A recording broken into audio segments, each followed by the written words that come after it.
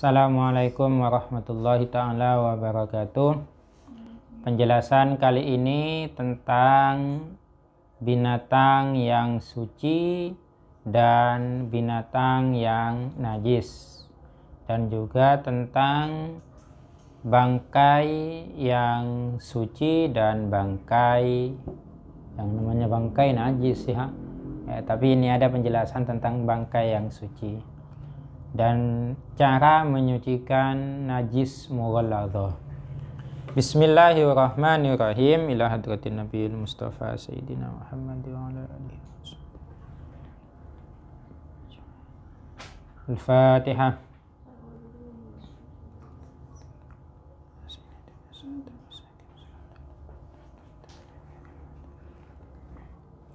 Bismillahirrahmanirrahim.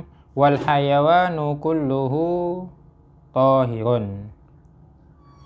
Wal hayawanu adapun hewan-hewan, kulluhu kesemuanya hewan, bima fihi ad-dudu al-mutawalladu minan najasati, bima dengan sesuatu fihi yang di dalam ma itu, fihi yang ialah di dalam ma ad-dudu adapun ulat, al-mutawalladu yang terlahir apa dud itu minan najasati dari sesuatu yang najis, tahirun ialah suci, illal kalba wal hinzira kecuali anjing dan babi, wama dan sesuatu tawallada yang terlahir apa ma minhuma dari anjing dan babi, au min ahadihima atau dari salah satu keduanya, salah satu dari anjing dan babi itu, ma'a hayawanin tahirin. Nah, ini hasil perselingkuhan, berarti hasil perselingkuhan antara anjing dengan binatang yang suci atau babi dengan binatang yang suci, kemudian lahirlah suatu binatang yang lain. Nah, itulah yang disebut dalam redaksi au min ahadihima ma hayawanin tahirin. Anaknya itu juga najis. Jadi semua binatang itu hukumnya suci.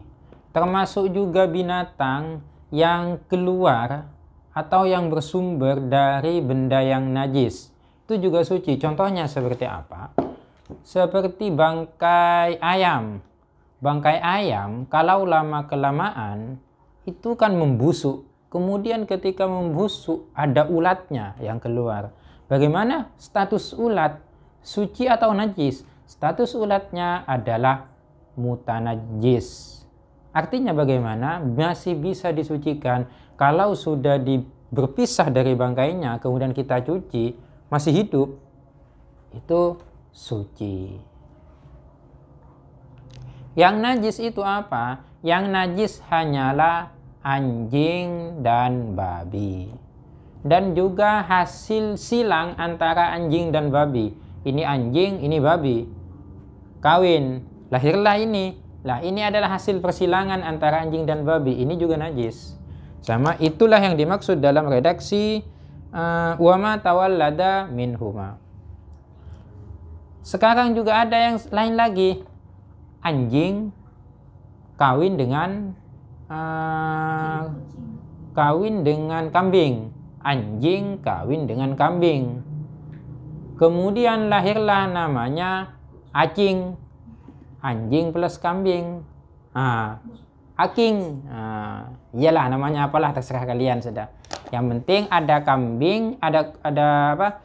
Ada anjing kawin dengan kambing, kemudian melahirkan anak. Lah, anak ini statusnya juga najis, baik berbentuk kambing maupun berbentuk anjing. Itulah yang masuk dalam redaksi au min ahadihima ma hayawanin tahirin. Nah, ini namanya hasil perselingkuhan. Tidak boleh itu ya. Itu adalah penjelasan hewan yang suci dan yang najis. Ini perlu diketahui agar kalau kita memiliki hewan yang najis itu kita tidak sembarangan langsung memegangnya dan semacamnya lalu setelah itu kita sholat, tidak seperti itu. Makanya kita sebaiknya sebagai umat Islam jangan memelihara anjing dan babi. Kenapa? Karena itu akan mengganggu kita ketika dalam kehidupan sehari-hari. Yang namanya anjing itu kan kadang menjilat, ya kadang bagaimana, kotorannya semuanya itu kan najis semua itu. Wal maitatu kulluhu najisatun. Maaf, wal maitatu kulluha najisatun. Wal maitatu adapun bangkai kulluha kesemuanya maita najisatun ialah najis. Yang namanya bangkai ya najis. Tapi ada bangkai yang suci. Apa itu? Illas samaka wal jarada wal adamiyya. Terkecuali samak, ikan, wal jarada dan belalang, wal adamiyya dan manusia. Ikan, bangkai belalang dan juga bangkai manusia atau mayat ini suci. Akan tetapi di antara dari bangkai 3 ini yang halal dimakan cuma 2, yaitu bangkainya samak, ikan, dan bangkainya belalang. Sedangkan bangkainya manusia ini tidak boleh dimakan. Haram itu dimakan. Jadi yang boleh dimakan itu hanyalah 2. Jadi kalau teman-teman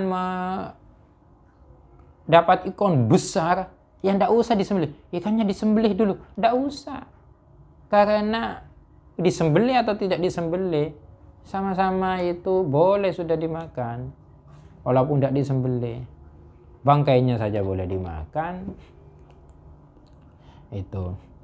Ini berdasarkan hadis yang diriwayatkan oleh Abdullah bin Umar.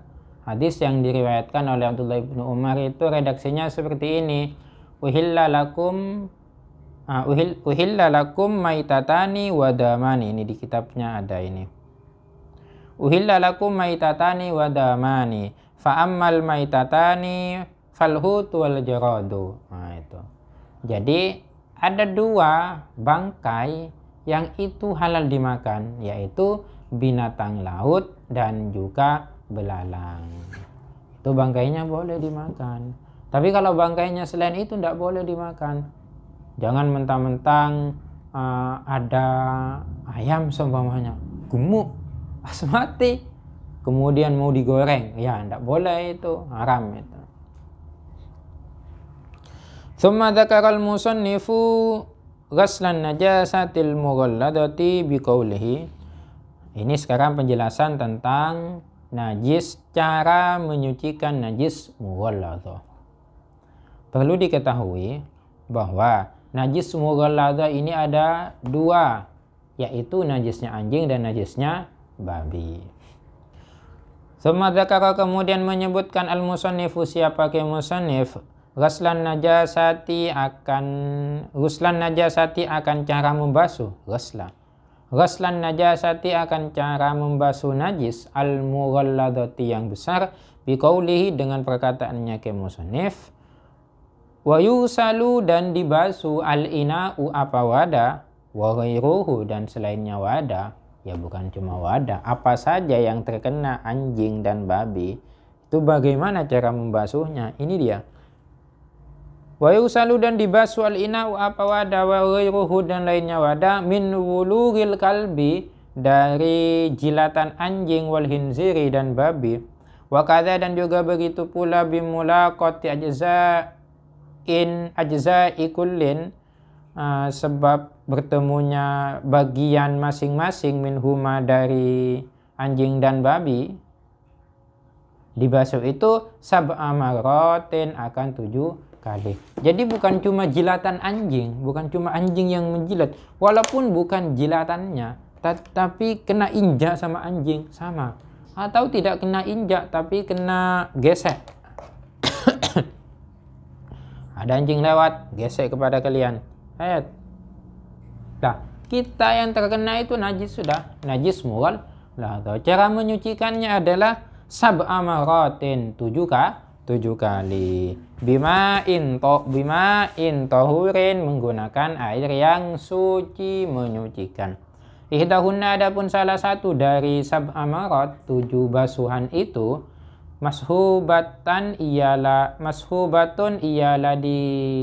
bersamakan, dibarengi, mashubatan atau dicampuri, biturabi, dengan debu atau huri yang suci. Jadi cara menyucikan najis mughalladhah itu adalah dengan 7 kali basuhan, dan salah satu basuhannya itu harus dicampur dengan debu.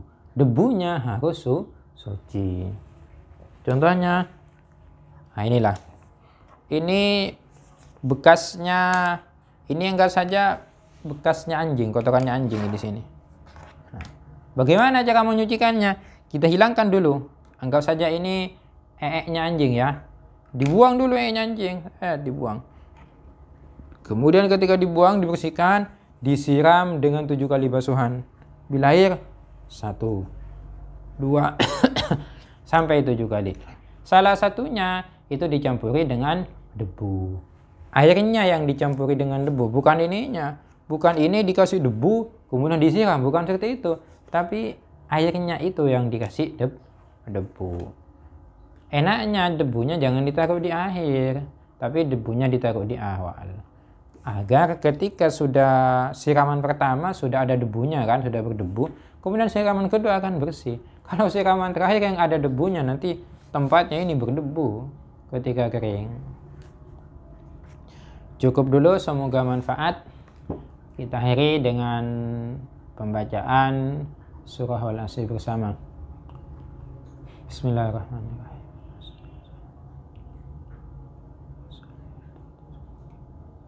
Assalamualaikum warahmatullahi ta'ala wabarakatuh.